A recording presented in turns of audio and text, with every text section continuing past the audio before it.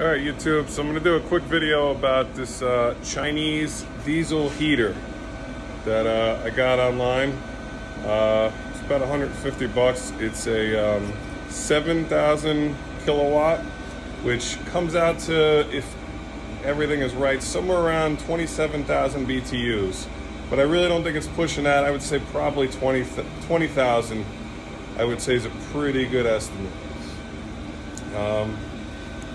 And I also hooked up this baseboard, a 3/4 inch copper baseboard heater, to recover a little bit more of the heat from the exhaust. I have a very big wide open garage here. I wouldn't recommend doing this in a van or an enclosed area or anything like that. But for this open area, I got a lot of air moving, you know, past my garage door, stuff like that. It's okay. So the heater hooks up. It's pretty simple out of the box. You got your intake, comes over there. It's got a little filter on it, and your exhaust comes out of the bottom. One in, one out.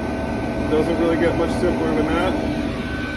And then the 12 volt hooked up to a battery. I got the battery hooked up to a 10 volt. So really not a big deal there. The exhaust comes out, and then I have it hooked right up. It slides actually right over the 3/4 inch heating element to run through this baseboard heater. I didn't solder it. I didn't change anything on it because it's not a permanent structure in my garage. As I said, I have a big wide open area here, and this door lets air through it like Swiss cheese. So as far as having, you know, good air, I also have an exhaust vent on the ceiling. But there's been a lot of videos about heat recovery, and this is something that I actually thought was a good idea. So it comes out of the exhaust, runs through this baseboard heater,